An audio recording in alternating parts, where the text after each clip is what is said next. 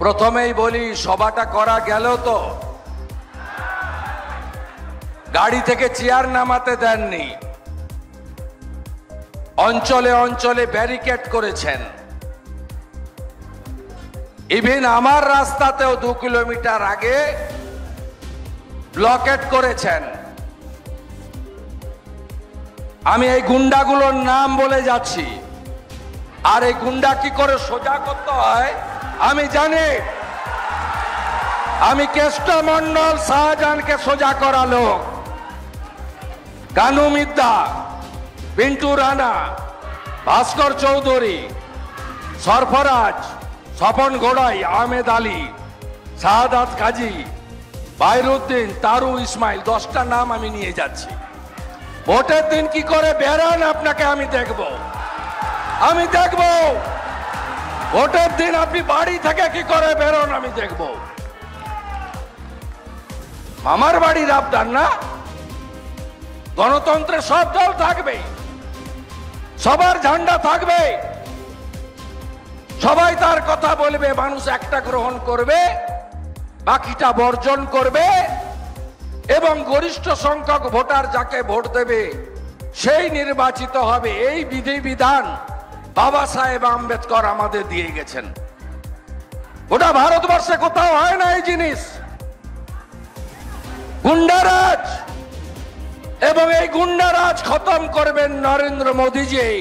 আমি আপনাদের কথা দিয়ে গেলাম, অমিত শাহজি, যোগী আদিত্যনাথজি বাংলার মাটিতে বলেছেন এই গুন্ডাদেরকে উল্টো দিকে ঝোলাবো, তারপরে সোজা করব, তার নাম হলো বিজেপি।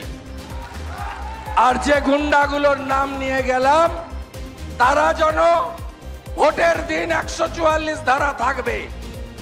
মামার বাড়ির আবদার না, মোড়ে মোড়ে জড়ো হব, বলে ভোট দিতে যাবি না।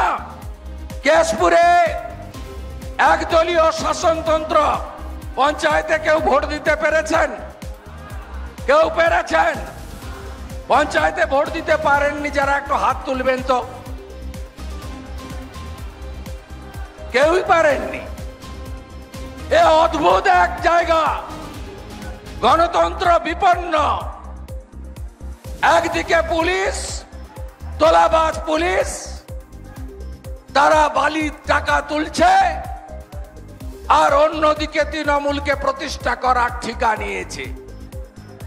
এই জেলার যিনি এসপি ছিলেন তাকে ইলেকশন কমিশন সরিয়ে দিয়েছে। এখানকার ওসিআইসি ডিএসপিদের বলে আপনাদের পরিণতিও এর থেকে খারাপ হবে। আমি আমার কেশপুরের জনগণকে বলবো, আগামী 25 তারিখে আপনারা ডক্টর হিরণ চট্টোপাধ্যায়কে ভোট দেবেন 3 নম্বর বোতাম টিপে। আপনি বলবেন ভোট দিতে পারবো তো? আমি বলি ভোট দিতে আপনি পারবেন। পাশে নাড়াজলে কালকে ভোট হয়ে গেছে। নাড়াজলের একটা অঞ্চল চন্দ্রকোনা বিধানসভা অর্থাৎ আরামবাগ লোকসভায়, আমি ওখানে দাঁড়িয়েছিলাম। নাড়াজলের প্রচুর মানুষ, যুবকরা এলেন, মায়েরা এলেন। আমি বললাম আঙুল দেখান তো।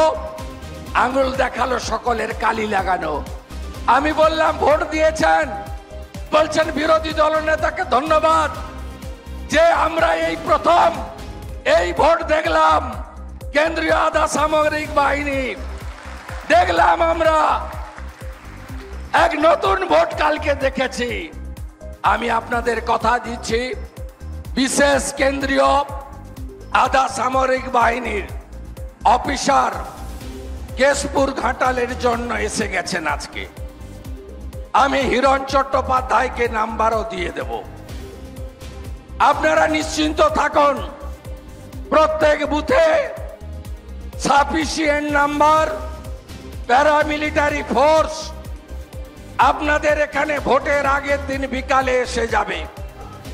প্রত্যেকটা জায়গায় গ্রাম পঞ্চায়েতে কেন্দ্রীয় আধা সামরিক বাহিনীর 2টো করে কিউআরটি দাঁড়িয়ে থাকবে প্রতি অঞ্চলে, এবং প্রতিটা বুথে 100% বুথে ওয়েবকাস্টিং এর ব্যবস্থা করেছেন ইলেকশন কমিশন।